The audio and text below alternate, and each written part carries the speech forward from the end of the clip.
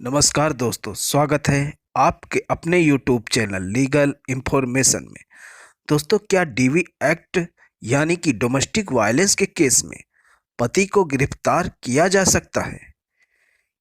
क्या पति के खिलाफ जमानती या गैर जमानती वारंट जारी हो सकता है? और क्या पत्नी की घरेलू हिंसा की कंप्लेन को एक क्रिमिनल केस की तरह ट्रीट किया जा सकता है? तो दोस्तों, ऐसे में आप सभी का जवाब यही होगा कि नहीं, ऐसा नहीं हो सकता, क्योंकि घरेलू हिंसा एक्ट एक सिविल रेमेडी है। तो ऐसे में पति के खिलाफ क्रिमिनल कार्रवाई कैसे की जा सकती है?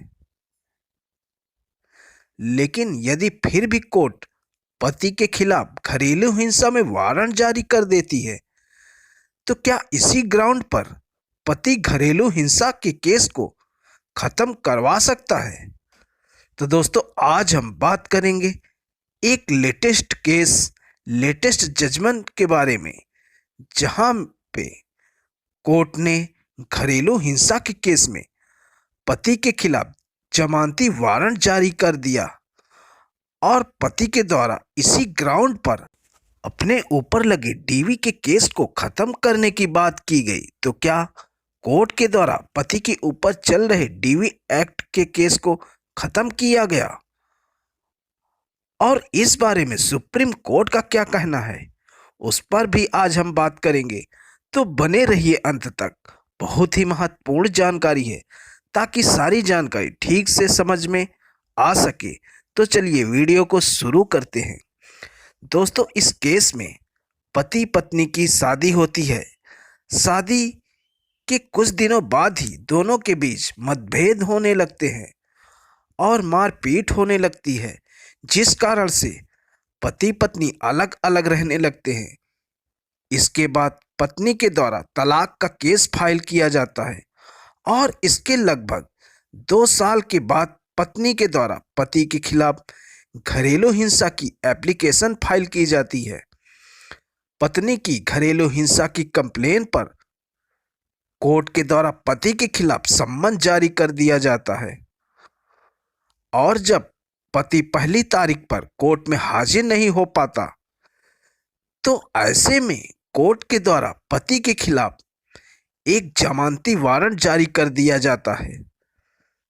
दोस्तों, जब पति को पता चलता है कि उसके खिलाफ जमानती वारंट जारी हो गया है, तो पति घरेलू हिंसा के केस को खत्म करवाने के लिए माननीय हाई कोर्ट में क्वैशिंग पिटीशन फाइल करता है। हाई कोर्ट के सामने पति का कहना था कि डोमेस्टिक वायलेंस एक्ट में जो कंप्लेन दी जाती है वो सिविल नेचर की होती है, तो ऐसे में कोर्ट केवल नोटिस जारी कर सकता है। यानी कि कोर्ट के द्वारा जो जमानती वारंट जारी किए गए थे वो बिल्कुल गलत था, गैर कानूनी था।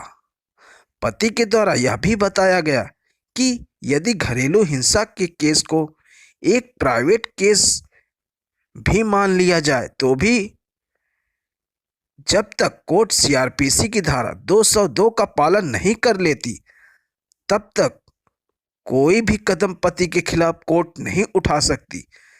जबकि मौजूदा केस में धारा 202 का पालन नहीं किया गया था। पति का यह भी कहना था कि पत्नी के द्वारा जो भी आरोप लगाए गए हैं वो सरासर झूठे और गलत हैं और केवल पति को प्रताड़ित करने के लिए लगाए गए हैं। ऐसे में पत्नी के डीवी के केस को खत्म किया जाना चाहिए।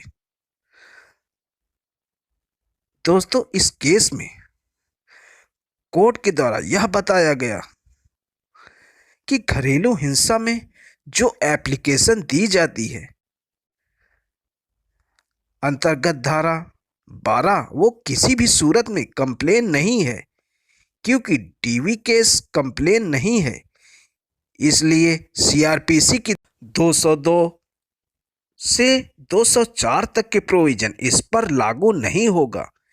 यहाँ पर हाई कोर्ट के द्वारा माननीय सुप्रीम कोर्ट के एक जजमेंट का भी उदाहरण दिया गया, जो कि कामाक्षी बनाम लक्ष्मी नारायण के मामले में सुप्रीम कोर्ट ने यह साफ किया था कि डीवी एक्ट में दी गई कंप्लेन और सीआरपीसी में दी गई कंप्लेन सेम नहीं है। सुप्रीम कोर्ट का कहना था कि घरेलू हिंसा की कंप्लेन एक कंप्लेन ना होकर एप्लीकेशन है जो एक प्रोटेक्शन ऑफिसर को दी जाती है, जबकि सीआरपीसी के तहत कंप्लेन सीधे मजिस्ट्रेट को दी जाती है।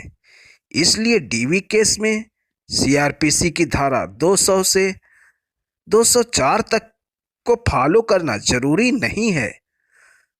दोस्तों, इस केस में हाई कोर्ट के द्वारा यह माना गया कि मजिस्ट्रेट को पति के खिलाफ जमानती वारंट जारी करना नहीं चाहिए था, पर चूंकि पति हाजिर हो चुका था और वारंट भी कैंसिल हो चुका था, इसलिए हाई कोर्ट ने इस पर टिप्पणी नहीं की। हाई कोर्ट का यह कहना था कि केवल पति के कहने से कि सारे आरोप झूठे हैं यह नहीं माना जा सकता, क्योंकि प्रथम दृष्टया केस बनता दिखता है। यह कहते हुए माननीय हाई कोर्ट के द्वारा पति की क्वेशिंग पिटीशन को खारिज कर दिया जाता है, लेकिन पति को थोड़ा राहत दिया गया। हाई कोर्ट ने अपने दिशा निर्देश में यह कहा कि हर तारीख को पति को कोर्ट में आने की जरूरत नहीं है, वो अपने एडवोकेट के जरिए भी कोर्ट में पेश हो सकता है। और मजिस्ट्रेट कोर्ट को भी आदेश दिया कि पति को मौजूदा केस में वारंट ना जारी किया जाए। तो दोस्तों, इस जजमेंट से यह साफ हो जाता है कि डीवी एक्ट में पत्नी जो कंप्लेन देती है वो एक कंप्लेन नहीं, वो एक एप्लीकेशन है जिसमें पति के खिलाफ वारंट जारी नहीं किया जा सकता। दोस्तों, इस जजमेंट का लिंक और माननीय सुप्रीम कोर्ट के भी जजमेंट का लिंक मैंने इस वीडियो के डिस्क्रिप्शन में दे दिया है, वहां से जजमेंट को डाउनलोड कर जजमेंट को पढ़ सकते हैं। तो दोस्तों, यह जानकारी आपको अच्छी लगी हो तो वीडियो को लाइक करें और अगर चैनल पर नए हैं तो चैनल को सब्सक्राइब करें।